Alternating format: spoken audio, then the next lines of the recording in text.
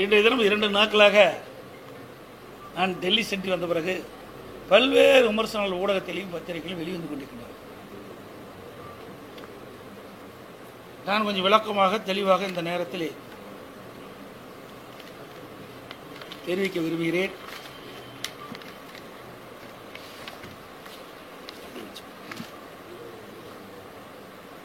திரு ஸ்டாலின் அவர்கள் அடிக்கடி என்னை பற்றி விமர்சனம் செய்து கொண்டிருக்கின்றார்.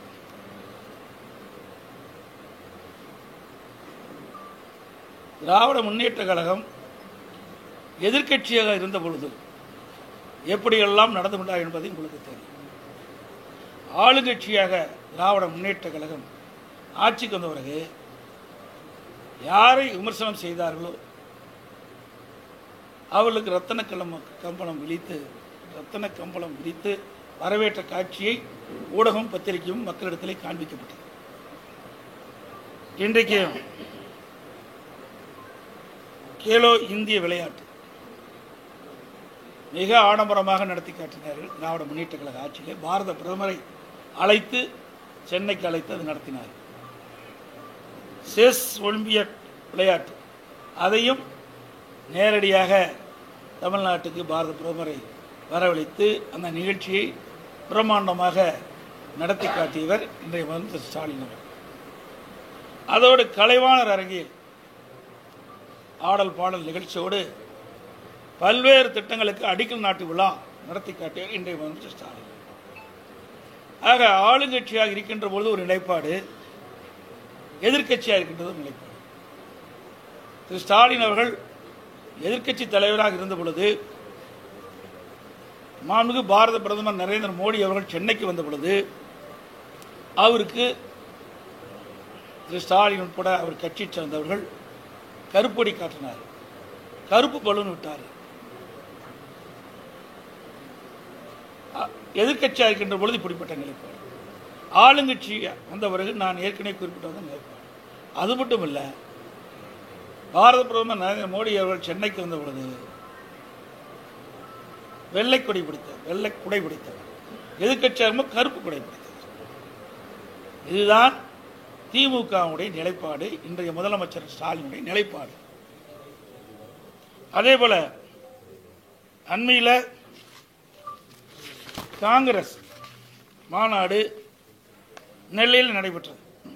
அந்த மாநாட்டில் திராவிட முன்னேற்ற கழக கட்சியிலே கூட்டணியில் அங்கம் வகிக்கின்றது திராவிட முன்னேற்ற கழகம். திராவிட முன்னேற்ற கழக கூட்டணியில் அங்கம் வகிக்கின்றது காங்கிரஸ் கட்சி.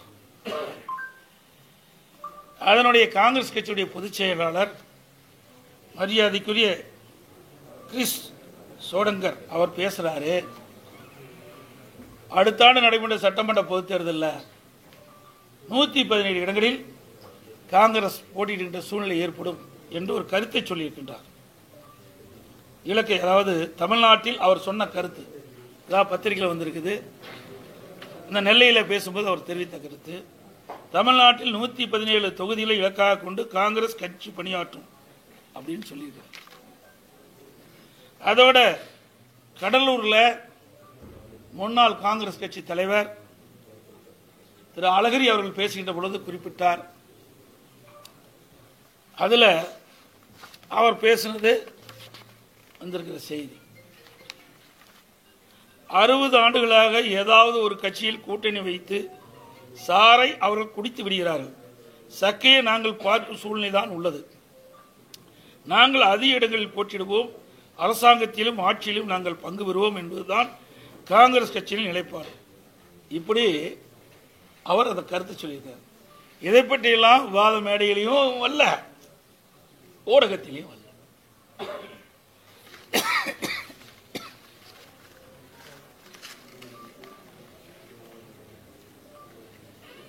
நான் உள்துறை அமைச்சரை சந்திக்கிறேன் என்று எல்லா ஊடக நண்பர்களுக்கும் தெரிவித்துட்டேன், பத்திரிகையிலும் தெரிவித்துட்டேன். அதையும் நீங்கள் வெளிப்படுத்தினீங்க. 16ஆம் தேதி இரவு மாண்புமிகு உள்துறை அமைச்சர் அம்சா அவர்களை சந்திப்பதாக நான் சொன்ன செய்தி எல்லாம் வெளியிடப்பட்டது. அதன் அடிப்படையிலே இரவு அவரை நான் சந்திக்க சென்றேன். என்னோடு கட்சியுடைய மூத்த தலைமை கழக நிர்வாகிகள், எங்களுடைய மாநில உறுப்பினர்கள் எல்லாம் சென்று அவர்களை சந்தித்து விட்டு வந்தேன். காலம் நேரம் அதிகமான காரணத்தினால அப்பொழுது எங்கோடு இருந்தவர்கள் எல்லாம் 10 மணிக்கு நீங்கள் செல்லுங்கள், நான் பேசிவிட்டு வருகிறேன் என்று சொன்ன பிறகு அவர்களெல்லாம் சென்றார்கள். நான் காலையில் மரியாதைக்குரிய மாண்புமிகு இந்திய நாட்டுடைய குடியரசு துணைத் தலைவர் அவர்களை நேரடியாக ஒரு இல்லத்தில் சந்தித்து அவருக்கு வாழ்த்து கூறினோம். நானும் என்னோடு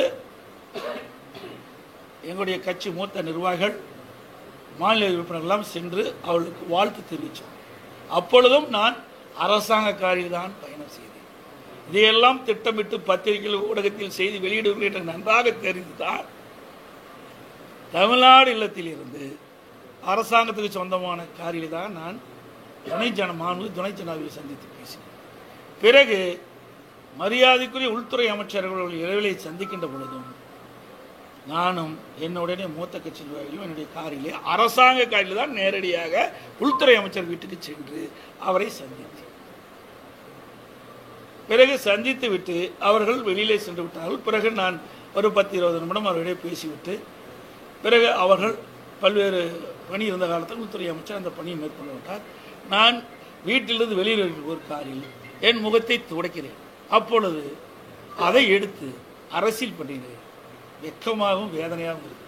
தமிழ்நாட்டுடைய ஊடகம் பத்திரிகையும் இந்திய நாட்டுக்கு ஒரு முன்னுதாரணமாக விளங்கக்கூடிய பத்திரிகை ஊடகம் இப்படி தரம் தாழ்ந்து இதை வெளியிடுவது எந்த விதத்தில் சரியாக இருக்கு? சிந்தித்து பாருங்கள். ஆக இதையெல்லாம் உங்களுக்கு பரபரப்பான செய்தி கிடைக்கவில்லை என்ற அடிப்படையில் இந்த செய்தி வெளியிடுவது எப்படி ஏற்புடையது? சிந்திங்க. முகத்தை துடைக்கிறேன், இதில் என்ன அரசியல் இருக்கின்றது? நான் வீட்டுக்கு செல்கின்ற பொழுது, மாண்புமிகு உள்துறை அமைச்சர் வீட்டுக்கு செல்கின்ற பொழுது அரசாங்கத்துக்காக தான் சென்று எல்லா ஊடகத்திலையும் பத்திரிக்கையும் செய்தி வந்தது. வெளியிலே வருகின்ற பொழுது எனது முகத்தை துடைக்கின்ற பொழுது ஒரு வீடியோ எடுத்து ஒரு சில ஊடகங்கள் வேண்டுமென்ற திட்டமிட்டு ஊடகத்தில் எடுத்து பத்திரிகையிலையும் ஊடகத்திலும் வெளியிடுவது எந்த விதத்தில் சரியாக இருக்கு? சிந்திச்சு பாருங்க. இது உண்மையிலேயே வருத்தத்துக்குரிய. ஊடகத்துக்கும் பத்திரிகைகளுக்கும் என்று ஒரு நடுநிலையோடு செயல்படுது. ஒரு தலைவரை வேண்டுமென்றே ஒரு கட்சியுடைய பொதுச் செயலாளரை திட்டமிட்டு இதை அவதூறாக செய்தி வெளியிடுவது சரியில்லை என்பதை மட்டும் நீங்கள் உணர வேண்டும். இன்றைக்கு பத்திரிகையும் ஊடகமும் நாட்டு மக்களுக்கு செய்தியை கொண்டு சேர்க்கக்கூடியவர்கள். இன்னும் சொல்ல போனால், நான் சொல்லக்கூடாது, வருத்தத்தோடு சொல்கிறேன், இனிமேல் ரெஸ்ட் ரூம் போனால் கூட உங்களுக்கு சொல்லிட்டு தான் போகணும். அப்படிப்பட்ட நிலைமைக்கு இன்றைக்கி அரசியல் போய்விட்டது. இனிமேல் நான் பொதுச் செயலாளர் ரெஸ்ட் ரூம் போனால் பத்திரிகையில் உடனே இந்த ரெஸ்ட் ரூம் போகிறேன்னு சொல்லிட்டு போக வேண்டிய நிலைமைக்கு இன்றைக்கு ஒரு சூழ்நிலை ஏற்பட்டுவிடும். அச்சத்தின் அடிப்படையில் சொல்கிறேன். இதில் என்ன இருக்குது? இது ஏன் இவ்வளோ பெருசு பெட்டி? இதை முதலமைச்சர் இதில் பேசுகிறார், எங்கள் கூட்டத்தில் பேசுகிறார், கரூர் கூட்டத்தில் பேசுகிறார். எடப்பாடி பழனிசாமி முகத்தை மறைத்து கொண்டு வெளியிலே செல்வதற்கு என்ன காரணம்? அதான் பகிரங்கமாக உள்ள போனல செய்தியை வெளியிட்டு விட்டு மாண்பு உள்துறை அமைச்சரை இந்த நேரத்தில் இந்த தேதியில் போய் பார்க்கிறேன் என்று செய்தி வெளியிட்டு எல்லா ஊடகத்திலையும் அந்த காட்சி வந்தது. நான் காரில் போகிற காட்சி வந்தது. சொல்லிட்டு தானே போனேன். ஒரு முதலமைச்சர் எதை பேசுவது என்று தெரியாமல் பேசிக்கிட்ட முதலமைச்சர். அதனால தான் பொம்மை முதலமைச்சர் சொல்லிட்டு இருக்கிறேன். எதை பேசணும்ல, எதையும் பேச முடியாது. சரக்கு இல்லை. எங்கள் மீது எந்த குற்றச்சாட்டும் சொல்வதற்கு அவரிடத்தில் எந்த ஒரு ஆதாரமும் இல்லை. நாங்கள் அப்படி நடக்கவும் இல்லை. எங்களுடைய ஆட்சியில் சிறப்பான ஆட்சி கொடுத்தாங்க. அதனால் அந்த ஆட்சியில் எந்த குற்றம் குறையும் கண்டுபிடிக்க முடியல. அது மாதிரி அதை விட்டு இப்படி சிறுபிள்ளைத்தனமாக இப்படிப்பட்ட இந்த காட்சியை வைத்துக்கொண்டு பேசுவது ஒரு முதலமைச்சருக்கு அழகல்ல. அது மட்டும் இல்லை, அதே கரூரில் 30 விழா நடந்த பொதுக்கூட்டில் அவர் கலந்துக்கிறார். அங்கே என்ன பேசுகிறாரு? திரு செந்தில் பாலாஜி அவர்கள் கோடு போட்டால் ரோடு போட்டுருங்கிறார். இப்போ அதே செந்தில் பாலாஜி அதே கரூரில் எப்படி பேசினார் என்பதை நாட்டு மக்கள் பத்திரிகையின் வாயிலாக ஊடகத்தின் வாயிலாக தெரிந்து கொள்ள வேண்டும். அவரை பற்றி சொல்ல வேண்டிய அவசியமே இல்லை. ஏற்கனவே 15 முறை அமைச்சரவை மாத்தினப்போ இவரை மட்டும் என்னடா ஒரு முக்கியத்துவமான அமைச்சராக இருந்தார். சசிகலாவுக்கு நெருக்கமாக, அதை விட இளவரசுக்கு மிக மிக நெருக்கமாக இருந்தவர் செந்தில் பாலாஜி. அந்த செந்தில் பாலாஜி அமைச்சரவை 15 முறை ஏற்கனவே மாத்தி அமைச்சாங்க. அப்பெல்லாம் அவரை மாத்தல, சீனியர் அமைச்சர்லாம் மாத்தினாங்க. ஆனா இந்த ஜூனியர் அமைச்சரை மாத்திரம் மாத்தல. இடையில அந்த அம்மா ஜெயிலுக்கு போனப்போ யாரை முதலமைச்சராக தேர்ந்தெடுக்கலாம்னு சொல்றப்போ அந்த பட்டியலில் இவர் இருந்தாருங்க. இவர் கெட்ட கேடு செந்தில் பாலாஜி பேர் இருந்துச்சுங்க. அப்போ இதான் வேண்டியிருக்கேன். ஆக இன்னைக்கு பாத்தீங்கன்னா அவரு மட்டும் இல்ல, ஒட்டுமொத்தமாக பாலாஜியினுடைய தம்பி இந்த கரூர் மாவட்டத்தை தன்னுடைய கட்டுப்பாட்டில் வச்சிருக்கிறாரு. கட்டுப்பாடுனா கொள்ளையடிக்கிறதுல, ஊழல் செய்யறதுல, லஞ்சம் வாங்குறதுல அந்த கட்டுப்பாட்டில் வச்சிருக்கிறார். ஆள் கடத்தல், நில அபகரிப்பு புகார்கள் எல்லாம் இன்னைக்கு நீதிமன்றத்தில் இருக்கு. அதே மாதிரி பேருந்துகளுக்காக ஒரு கருவி வாங்கினாங்க, டிக்கெட் கொடுக்கறதுக்கு ஒரு கருவி, ஜிஎஸ்பி கருவி. அந்த கருவியில ஊழல் நடந்திருக்குன்னு சட்டமன்றத்தில் நான் தான் ஆதாரத்துடன் எடுத்து பேசுறேன். இது வரைக்கும் முறையான மறுப்பு கிடையாது. அது மட்டும் இல்ல, பொறியியல் படிச்சுக்கிட்டு இருந்த ஒரு இளைஞன் கோகுல் என்பவரை கடத்தி அவனை கொலை மிரட்டல் செஞ்சு அவனுடைய சொத்துக்களை எல்லாம் பறிமுதல் செஞ்சு அவன் அதற்கு பிறகு அந்த குடும்பத்தை சார்ந்தவர்கள் நீதிமன்றத்துக்கு போய் அந்த பிரச்சனை இப்ப நீதிமன்றத்தில் இருக்கு. இப்ப எங்க இருக்காருன்னே தெரியல. அந்த கோகுல் தலைமறைவாகி எங்கே இருக்கிறார் என்று தெரிய முடியாத நிலையில இன்றைக்கு இருந்து கொண்டிருக்கு. அது மாதிரி நிறைய இருக்குது. இப்படிப்பட்டவரை யார் சொன்னது? இன்றைய முதலமைச்சர் அன்றைய தினம் திரு செந்தில் பாலாஜி அவர்கள் அவர் அமைச்சராக இருந்த பொழுது, அவர் எதிர்க்கட்சியில் திராவிட முன்னேற்ற கழக தலைவர் திரு ஸ்டாலின் இருந்த பொழுது சொன்ன கருத்து. இப்போ அதுக்குள்ளேயே புனிதமாயிட்டாரா? இப்போ எத்தனை வழக்கு அவர் மீது, எவ்வளவு பிரச்சனை? அவரே ஊழல்வாதின்னு சொன்ன பிறகு அந்த ஊழல்வாதிக்கு இவர் எப்படி அமைச்சர் கொடுத்தாரு?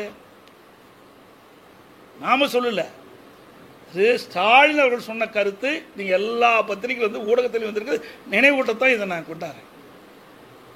ஒரு முதலமைச்சர் அவரே எதிர்கட்சியில் இருக்கும்போது ஊழல்வாதி என்று சொன்னவரை இவர் எப்படி அமைச்சரவையில் அமைச்சராக கொடுத்து சிறந்த இலாக்கா கொடுத்துருக்கார், பெரிய இலாக்கா கொடுத்தார். மின்சாரத்துறை கொடுத்தார், ஆயத்துறை கொடுத்தார். ஏன் அந்த கட்சியில் வேற ஆளே இல்லையா?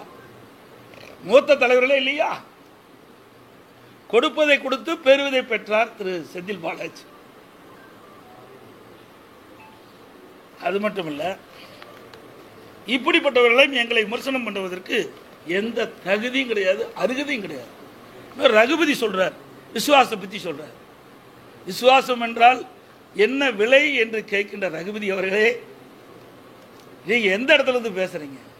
பொன்மனச்செம்மல் புரட்சி தலைவர் எம்ஜிஆர் அண்ணா திமுகவை தோற்றுவித்த பொழுது தீய சக்தி திமுகவை விரட்ட வேண்டும் என்றுதான் இந்த கட்சி துவங்கினார். அது அனைத்து இந்திய அண்ணா திராவிட முன்னேற்ற கழகத்தில் வேட்பாளர் அன்னைக்கு போட்டியிட்டு அனைத்து இந்திய அண்ணா திராவிட முன்னேற்ற கழகத்துடைய தொண்டர் ரத்தத்தை வீரவியாக சிந்தி உங்களை எம்எல்ஏ ஆக்கினாங்க. பிறகு இதயம் புரட்சி தலைவி அம்மார்கள் உங்களை அமைச்சராக்கி இந்த நாட்டிற்கு அடையாளம் காட்டப்பட்டார். உங்களை அமைச்சராக்கி அடையாளம் காட்டப்பட்ட காரணத்தினால்தான் திமுகவில் நீங்கள் போய் சேருவதற்கு இடம் கிடைத்தது. அதை அந்த நன்றியை மறந்து எங்களுக்கு அனைத்து இந்திய அண்ணா திராவிட முன்னேற்ற கழகத்தை விமர்சனத்துக்கு எந்த அருகதையும் ரகுபதிக்கு கிடையாது.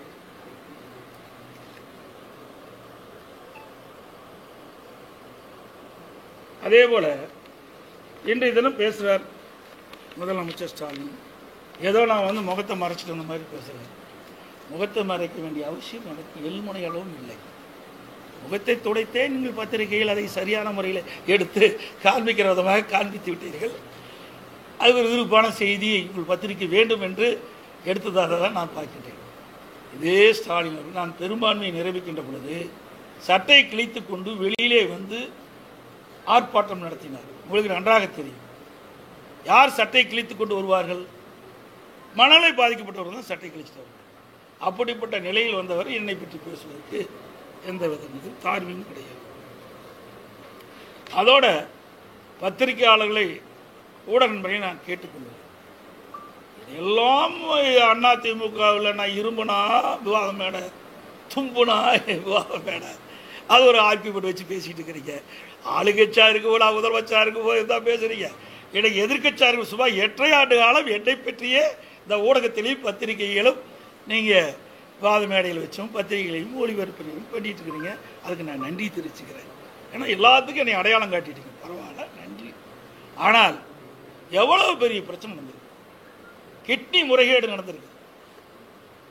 வறுமையை மையமாக வைத்து வறுமையை மையமாக வைத்து கிட்னியை முறைகேடாக திருடப்பட்டதாக செய்திகள் வெளிவந்து, பத்திரிகை ஊடகத்தில் வெளிவந்து, இந்த அரசாங்கமே அதுக்கு ஒரு குழு அமைத்து அதை சோதனை நடத்தி நடந்தது உண்மை என்று வெளியிட்டிருக்காங்க. அது யார் நடந்தது? திமுக சட்டமன்ற உறுப்பினருடைய மருத்துவமனையில் நடந்ததாகத்தான் இந்த பத்திரிகையிலையும் ஊடகத்திலையும் வந்திருக்குது. அதில் அந்த உறுப்பு மாற்று அறுவை சிகிச்சை செய்கிறத அனுமதி மட்டும் ரத்து பண்ணியிருக்காங்க. அதற்கு மேல் முறைகேடு நடந்ததற்கு எந்த நடவடிக்கை எடுக்கப்படவில்லை. ஆளுங்கட்சியை சேர்ந்த சட்டமன்ற உறுப்பினர் மருத்துவமனை என்ற ஒரே காரணத்திற்காக திராவிட முன்னேற்ற கழக அரசு, ஸ்டாலின் மாநில அரசு அந்த நிறுவனத்தின் மீது, அந்த மருத்துவமனை எந்தவித நடவடிக்கை எடுக்கவில்லை. அவர்கள் மீது நடவடிக்கை எடுக்கவில்லை. இது எவ்வளவு பெரிய மோசடி. அதே போல நாமக்கல் மாவட்டம் பள்ளிப்பாளையத்தில் பத்திரிகையில் ஊடகத்தில் வந்த செய்தி, ஒரு பெண்மணி தன் வறுமையின் காரணமாக தன்னுடைய கெட்டிய சில பேர் ஆசை காட்டி பணத்தை ஆசை காட்டி அப்படி வறுமையை மையமாக வைத்து அவர்கள் அதை கிட்னியை எடுக்க முயற்சிக்கின்ற பொழுது கிட்னிக்கு பதிலாக கல்லீரல் எடுத்திருக்கிறார். அதையும் அந்த பெண்மணி ஊடகத்தின் வாயிலாக பத்திரிகை வெளிப்படுத்தினாங்க. ஏதாவதுக்கோ வழக்கு போடுகின்ற இந்த அரசாங்கம் இது ஏன் வழக்கு பதிவு செய்து உரிய நடவடிக்கை எடுக்கல? இது எவ்வளவு பெரிய நாட்டிற்கு ஒரு கேடு. இதெல்லாம் சாதாரண விஷயமாக எடுத்துக்கொள்ள முடியாது.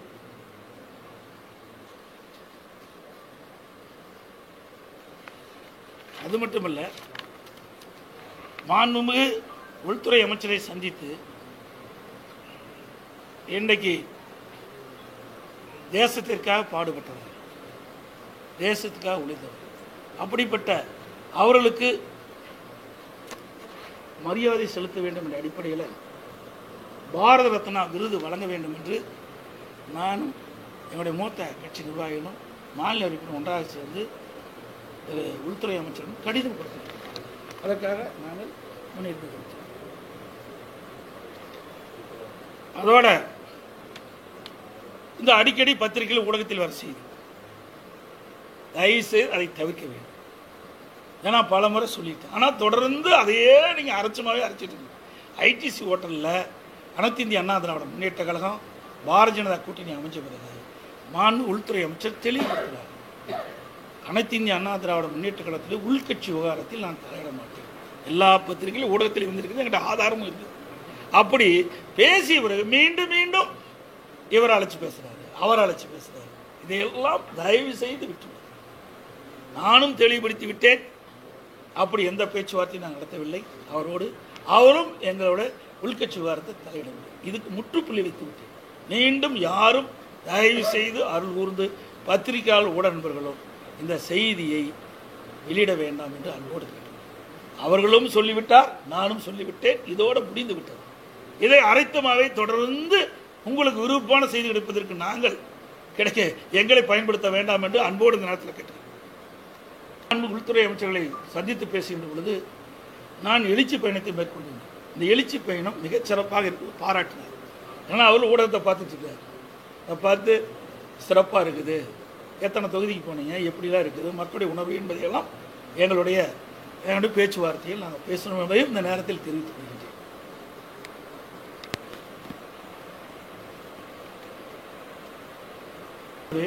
அண்மை காலமாக வேண்டுமென்றே திட்டமிட்டு கட்சி கட்டுப்பாடை மீறி சில பேர் செயல்படுகிறார்கள்.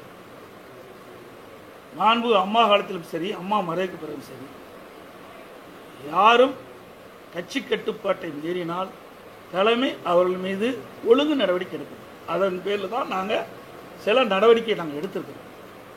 எதையும் இந்த பத்திரிகையிலே சொல்லிடுறோம். ஏன்னா அதுக்கு ஒரு காது மூக்கு கண்ணு வச்சு பத்திரிகை வெளியிடுறீங்க. தயவு செய்து நான் தெளிவுபடுத்திட்டேன். அதே போல் திரு டிடி அவர்கள் என்னை பற்றி சில கருத்து தெரிவித்தார். மாண்பு உள்துறை அமைச்சர் அவர்கள் ஐடிசி ஹோட்டலில் தெளிவாக சொல்லிட்டார், உட்கட்சி வாரத்தில் நான் தலையிட மாட்டேன்னு சொல்லிட்டேன். அதிமுக என்டிஏ கூட்டணி அமைக்கப்பட்டது சொல்லிட்டார். அதுக்கு பிறகு ஒரு வாரம் கழித்து இந்த பத்திரிகையாளர் சந்திப்பை டிடி அவர்கள் சந்தித்து பேசுகின்ற பொழுது, நாங்கள் அதிமுக கூட்டணி இல்லை, ஆனால் என்டிஏ கூட்டணி இருக்கிறோம், ஆனால் என்டிஏ எடுக்கின்ற முடிவுக்கு நாங்கள் தொடர்ந்து செல்வோம் என்று சொன்னார். என்டிஏ எடுக்கின்ற அந்த கூட்டணியில் தான் திரு டிடி அவர்கள் இடம்பெற்றிருக்காரு. அந்த கூட்டணியில் அவர்கள் எடுக்கின்ற முடிவுக்கு நாங்கள் சம்மதிப்போம் என்ற ஒரு கருத்தை உங்கள் டிவியிலையும் பத்திரிகையிலும் செய்தி வெளியிட்டார். ஆனால் அண்மையில் என்ன நினைத்தாரோ தெரியல, என் மீது சில குற்றச்சாட்டை சொல்லிட்டு இருக்கார். நேற்றைய தினம் முகமூடி அணிஞ்சிக்கிட்டு போனாருங்கிறார். இது எந்த விதத்தில் சரியாக இருக்கும்? பார்த்தீங்கன்னா நான் முகமூடி முடிச்சுட்டுலாம் போகல, அவர் தான் முகமூடி எழுதி அதிமுக முடிஞ்சார். இது 19/12/2011 19/12/2011 குறிச்சிங்க. 19/12 அப்போது மாண்புமிகு புரட்சித் தலைவர் அம்மா அவர்கள் திரு டிடி தினகரன் அவர்கள் அடிப்படை ஒப்புதல் நீக்கப்பட்டது. இது அம்மாவுடைய கையெழுத்து, உங்களுக்கு வேணால் பார்த்துருக்கேன். 10 ஆண்டு காலம் கட்சியிலே கிடையாது. மாண்பு அம்மா அவர்கள் மறைந்த பிறகு, இறந்த பிறகு, அப்பொழுதுதான் அந்த இறுதிச்சடங்கு வராது. அது வரைக்கும் அம்மா அவர்கள் இருக்கின்ற வரை அவர் சென்னை பக்கம் இல்லை. அவர் என்னை பற்றி பேசுகிறார். இது தேவையில்லை. அவர் எந்த உள்நோக்கத்தோடு பேசுகிற எனக்கு புரியல. ஏன்னா தேசிய தலைவராக இருக்கின்ற ஐயா பசும்பொன் முத்துராமலிங்க தேவர் அவர்களுக்கு பாரத ரத்னா சிறப்பு, இந்திய நாட்டுடைய உயர்ந்த விருது பாரத ரத்னா கொடுக்க வேண்டும் அறிவிப்பு கொடுத்த பிறகுதான் இப்படிப்பட்ட கருத்தை சொல்லிட்டு இருக்காரு. அதுக்கு முந்தியெல்லாம் இப்படிப்பட்ட கருத்தை சொல்லலை. இது என்ன உள்நோக்கத்தோடு பேசுகிறாங்க எனக்கு புரியல.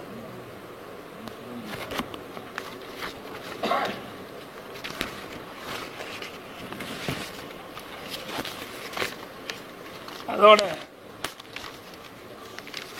அதிமுக தனி தீர்மானம், இது கிட்டத்தட்ட சிறப்பு தீர்மானம். அனைத்து இந்திய அண்ணா திராவிட முன்னேற்ற கழகத்தை சிறப்பு தீர்மானம் நிறைவேற்றணும். அந்த சிறப்பு தீர்மானத்தில் தான் சில பேர் மேலே ஒழுங்கு நடவடிக்கை எடுக்கும். அப்போ அந்த சிறப்பு தீர்மானத்தில் 2500க்கும் மேற்பட்ட பொதுக்குழு உறுப்பினர் கலந்து கொண்டு எடுக்கப்பட்ட முடிவு.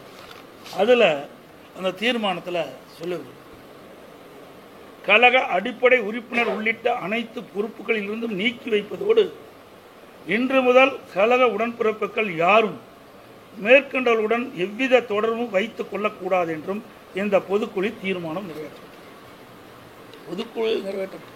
எதையும் மீறி, கட்சி கட்டுப்பாட்டையும் மீறி அவர்கள் செயல்பட்டால் வேறு வழி இல்லை, தவிர்க்க முடியாத சூழ்நிலையில் தலைமை கழகம் சில வேறு மேல் ஒழுங்கு நடவடிக்கை எடுக்கிற சூழ்நிலைக்கு தள்ளப்பட்டதுமே தெரிஞ்சு போனால் தான் நடக்கணும். அவரே ஒத்துக்கிட்டார். வாழ்த்துக்கள். நாங்கள் பஸ் எடுக்கும் போது கிண்டலாக பேசினவர், இப்போ அவரே பஸ் எடுக்கிற வைக்க வச்சது அதிமுக. அவரே பஸ்ஸில் வந்தால் தான் முடியும் என்ற நிலைக்கு அதிமுக அவரை தள்ளப்பட்டு விட்டார். சார், இப்போ அமித்ஷாவை நீங்கள் சந்திக்க போகும்போது காரில் சொன்னீங்க, அரசு காரில் வரும்போது தனியார் காரில் ஒரு தொழிலதிபரோடு நீங்கள் வந்ததாக சொல்கிறாங்க. நீங்கள் எப்படி தொழிலதிபர்? நீங்கள் இதெல்லாம் நீங்கள் கெஸ் பண்ணி கேட்கக்கூடாது.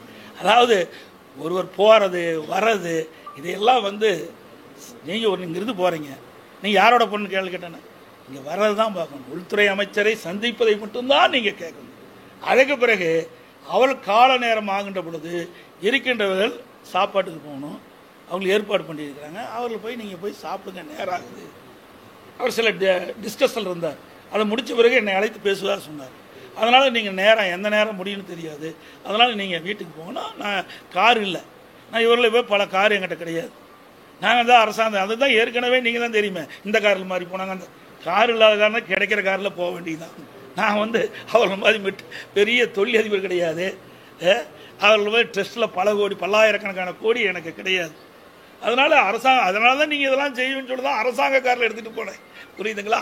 அதுக்கும் ஒரு குற்றச்சாட்டை கண்டுபிடிச்சி செய்யணும்னா ஒன்றுமே செய்ய முடியாது. ஆனால் ஆக ஒருத்தர் போகிறாங்க, கிடைக்கிற காரில் நம்ம போகிறோம். அதுதான் பார்க்கணும். இந்த காரில் போனியா, அந்த காரில் போனேன், இவரோட போனியா, இதெல்லாம் என்ன கேள்வி? அப்படிதான் ஸ்டாலின் கேள்வி கேட்குறீங்களா? வெளிநாட்டில் போனார்ல, எவ்வளோ வெளிநாட்டில் போனார், என்னென்னலாம் பண்ணார், எதையாவது ஒரு தொலைக்காட்சியில் ஒரு பத்திரிகையில் வெளியில் வந்ததா? சிந்திச்சு பாருங்கள். ஒரு விவசாயி ஒரு கட்சிக்கு பொதுச் செயலாளரோ ஒரு நாட்டுக்கு முதலமைச்சரோ வந்தால் எவ்வளோ இன்னல்களை பிரச்சனையை சந்திப்போம் என்பதுக்கு நானே உதாரணம். சார், ஏற்கனவே ஜெயலலிதா அவர்களுக்கு, முன்னாள் முதலமைச்சர் ஜெயலலிதா அவர்களுக்கு நீங்க பாரத ரத்னா கேட்டிருக்கீங்க, இப்ப முத்துராமலிங்க தேவர் கேட்டிருக்கீங்க, ஏற்கனவே நீங்க கேட்டது இன்னும் நிறைவேறலைங்க. அதாவது நான் தென் மாவட்டம் சென்றிருக்கும் போது அங்கு இருக்கின்ற மக்கள் வைத்த கோரிக்கை, அந்த கோரிக்கையை நீங்கள் மத்திய அரசுக்கு தெரிவிக்க வேண்டும் என்று கோரிக்கை வச்சாங்க. அந்த கோரிக்கையின் அடிப்படையில் நான் மத்திய அமைச்சர் அவர்களை சந்தித்து இந்த மரியாதைக்குரிய போற்றுதலுக்குரிய ஐயா பசுமன் முத்துராமலிங்க தேவனுடைய அவருக்கு இந்திய நாட்டின் உயர்ந்த விருதான பாரத ரத்னை வழங்க வேண்டும் என்று கோரிக்கை கடிதம் கொடுத்திருக்கிறேன். நீட் தேர்வு குறித்து இப்ப நிறைவேற்ற முடியாத சூழல் இருக்குன்னு கிருஷ்ணகிரியில பேசும்போது முதலமைச்சர் அவரே ஒப்புக்கொண்டாரு. அதை எப்படி பாத்தீங்கன்னா நீட் தேர்வு நிறைவேற்ற முடியாதுன்னு, நிறைவேற்றுவோம் அப்படின்னு சொன்னாரு, நீட் தேர்வை ரத்து பண்ணணும்னு சொன்னாரு, ஆனா ரத்து செய்ய முடியாத நிலை இருக்கு அப்படின்னு அவரே சொல்லியிருக்காரு. எப்படி பாக்குறீங்க? இது ஏமாற்று வேலை என்றது நாட்டு மக்கள் புரிஞ்சுக்கிட்டாங்க. இது ஏமாற்று வேலை. திரு ஸ்டாலின் அவர்கள் சொல்வது பொய்யான செய்தி என்பது நாட்டு மக்களுக்கு அவரே அம்பலப்படுத்தி விட்டார். நான் ஏற்கனவே தான் இதை சொன்னேன். 2021 சட்டமன்ற பொதுத் தேர்வு இதுதான் தெரியும். உச்சநீதிமன்றத்தில் தீர்ப்பு வந்து விட்டது. அந்த தீர்ப்பை மீறி மாநில அரசு செயல்பட முடியாது. அதனால தான் நாங்கள் நீட் தேர்வை அமுல்படுத்த முடியல. ஆனால் நீட்டுக்கு விதிவிலக்கு அளிக்க வேண்டும் என்று தொடர்ந்து மத்திய அரசை வலியுறுத்தி வந்தோம். அதே தான் திராவிட முன்னேற்ற கழகத்தை திட்டமிட்டு உச்சநீதிமன்ற தீர்ப்பை அவர்கள் நடைமுறைப்படுத்தி ஆக வேண்டும். அது மீறி செயல்படுத்த முடியாது, முழுமையாக அவருக்கு தெரியும். ஆனால் அந்த நேரத்தில் இளைஞர்களையும் பெற்றோர்களையும் பொதுமக்களையும் கவர்ச்சிகரமாக பேசி ஒரு பொய்யான அறிவிப்பை வெளியிட்டு அவருடைய வாக்குகளை பெற்று ஆட்சிக்கு வந்த பிறகு 4 ஆண்டு காலமாக நாங்கள் நீட் தேர்வை ரத்து செய்வோம் என்று அந்த இளைஞர்களை ஏமாற்றி 25 உயிர்கள், விலை மதிக்க முடியாத உயிர்கள் இன்றைக்கு திராவிட முன்னேற்ற கழக தலைவருடைய அறிவிப்பால் இழந்திருக்கின்றன. அது மட்டுமல்ல, இன்றைய துணை முதலமைச்சர் உதயநிதி ஸ்டாலின் அவர்கள் நீட் தேர்வை ரத்து செய்வதற்கு ரகசியம் இருப்பதாக பத்திரிகையிலும் ஊடகத்திலையும் செய்தியை வெளியிட்டார். பேசும்போது சொன்னார், எல்லாத்திலையும் வந்திருக்குது. இப்படியெல்லாம் நாட்டு மக்களை ஏமாற்றுகின்ற கட்சி திமுக கட்சி என்று மக்கள் அடையாளம் கண்டு கொண்டு விட்டார்.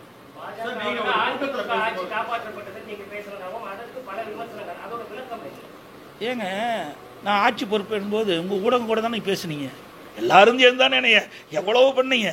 ஒரு சாதாரண விவசாயிக்கு ஒருத்தர் சப்போர்ட்டே பண்ணலையே. 3 மாதத்தில் இருக்கு, 4 மாதத்தில், 6 மாதத்தில் ஆட்சி இழந்துருவார் அப்படின்னு எல்லா எதிர்கட்சியும் சொல்லும்போது இந்த ஊடகமும் அதுதானே பிரதிபலிச்சிங்க. ஒரு விவசாயி வந்திருக்காரு, பரவாயில்ல, நல்ல ஆட்சி புரிவார்னு ஒருத்தராவது சப்போர்ட் பண்ணீங்களா? இல்லையே. எங்களுடைய திறமை, எங்களுடைய சட்டமன்ற உறுப்பினர் முழுமையாக எங்களுக்கு ஆதரவு கொடுத்தாங்க, மூத்தரெல்லாம் கொடுத்தாங்க. மத்திய அரசு கேட்கின்ற திட்டத்துக்கு அனுமதி கொடுத்தாங்க, கேட்கின்ற நிதியை கொடுத்தாங்க. யாரெல்லாம் எங்களை பற்றி விமர்சனம் பண்ணார்களோ அவர்களெல்லாம் எதிரிகளாம் மூக்கு மேல் விரல் வைத்து பாராட்டுகின்ற அளவுக்கு நிறைய திட்டங்களை கொண்டு வந்து நிறைவேற்றி நாட்டு மக்களின் நன்மதிப்பை பெற்றோம். அதனால தான் சொன்னேன், 4 ஆண்டு காலமாக சிறப்பான ஆட்சி நடப்பதற்கு இன்றைக்கு மத்திய அரசு பல்வேறு வழிகளை உதவி செய்யப்பட்டது. அந்த அடிப்படையில் தான் அந்த கருத்தை சொன்னேன். சார், இதுக்கு வந்து ஏற்கனவே சார் ஓபிஎஸ் தலைமையிலான அந்த 11 எம்எல்ஏக்கள் உங்களுக்கு ஒத்துழைத்ததுனால தான் இந்த உங்க ஆட்சியை நீடித்து அவர் சொல்லியிருக்காரு. யாரு?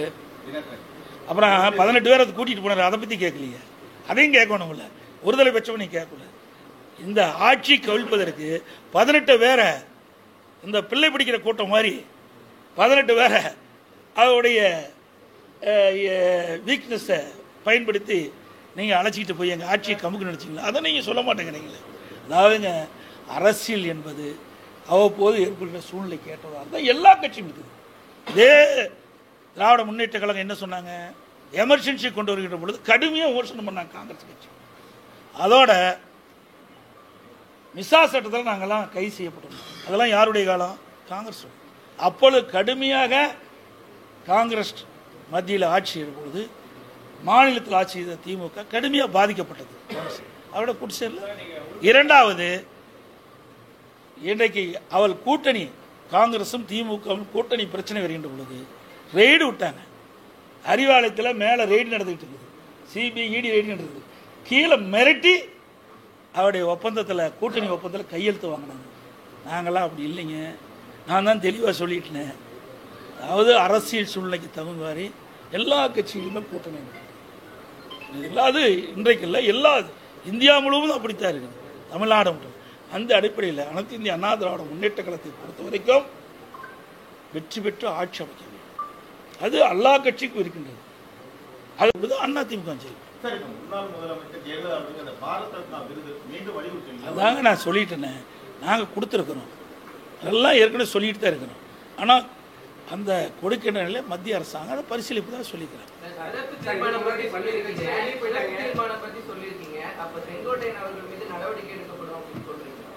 சார் இப்போ தான் எடுத்தாச்சுல்ல, அது தலைமை முடியும். அதெல்லாம் உள்கட்சி வர அதில் பகிரங்கமாக பேச முடியாது.